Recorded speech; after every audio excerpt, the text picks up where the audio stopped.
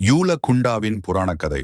இமயமலையின் ஆழமான பள்ளத்தாக்குகளுக்குள் பனிமூட்டம் சூழ்ந்த மலைச்சிகரங்களுக்கு இடையில் ஒரு சிறிய ஏரிக்குள் கிருஷ்ணர் ஆலயம் உள்ளது.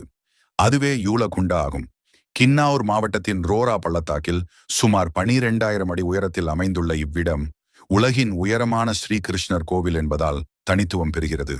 மகாபாரத காலத்தில் பாண்டவர்கள் வனவாசம் சென்றபோது இந்த மலையின் மேல் வந்தனர். கடினமான பயணத்தால் அவர்கள் மிகவும் சோர்ந்து இருந்தனர். அப்பொழுது பீமன், அண்ணா, எங்கு பார்த்தாலும் பனி, காற்று, கற்கள் தான் உள்ளன. நமது பசியையும் தாகத்தையும் தீர்க்கும் தண்ணீர் கூட இங்கு இல்லை என்று வருத்தமுடன் கூறினார். அதை கேட்ட அர்ஜுனன் கிருஷ்ணரை வேண்டிக் கொண்டு தன் அம்பால் ஒரு பாறையை துளைத்தான். அப்பாறையிலிருந்து பசுமையான ஊற்று பாய்ந்தது. அந்த ஊற்றே பின்னர் குளமாகி யூலகுண்டா ஆனது. கிருஷ்ணனை நினைத்தபடி பாண்டவர்கள் அந்த குளத்தின் நடுவில் ஒரு சிறிய ஆலயம் எழுப்பிச் சென்றனர். காலம் கடந்த பிறகு மலையின் கீழ் வாழும் கிராமவாசிகள் இந்த கோவிலை வழிபடத் தொடங்கினர். அந்த ஆலயத்தில் பாண்டவர்களால் வைக்கப்பட்ட கிருஷ்ண விக்கிரகம் இன்று வரை கிராம மக்களால் வழிபடப்படுகிறது. அவர்கள் இந்த ஆலயத்தில் இருக்கும் கிருஷ்ணர் குளத்தின் நீரைப் போலவே தூய்மையையும் குளிர்ச்சியையும் தருவார் என்று நம்புகிறார்கள். புல்லாங்குழல் ஊதியபடி குழந்தை கிருஷ்ணர் தெய்வமாக பனி சூடிய மலைகளுக்குள் சிரித்தபடி நிற்கிறார். பனிப்பாறைகள் சூழ்ந்த பாறை தடங்களில் இவ்வளவு உயரத்தில் ஆலயம் இருப்பதே ஒரு அற்புதமாகும்.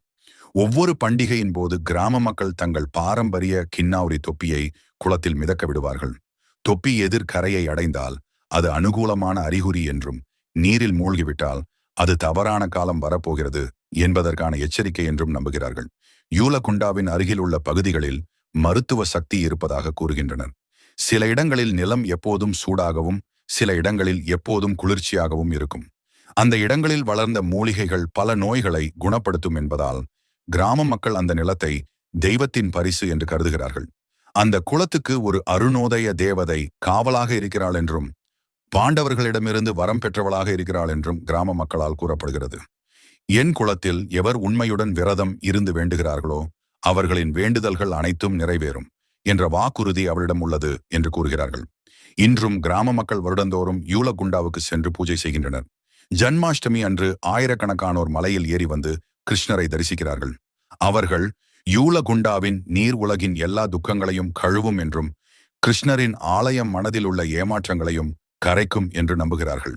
வனவாசத்தில் அலைந்த பாண்டவர்கள் தங்கள் கைகளால் ஒரு பள்ளத்தை தோண்டினர். பிறகு கிருஷ்ணரை நினைத்து வேண்டிக் கொள்ள இங்கு தண்ணீர் வந்ததாக அப்பகுதி கிராம மக்கள் கூறுகிறார்கள். இது பாண்டவர்களின் நினைவையும் கிருஷ்ணரின் கருணையையும் கிராம மக்களின் நம்பிக்கையையும் இன்னும் காத்து வருகிறது. இது போன்ற அரிய தகவல்களை தெரிஞ்சுக்க நம்ம சேனலை சப்ஸ்கிரைப் பண்ணுங்க. ஜெய் ஸ்ரீ கிருஷ்ணா.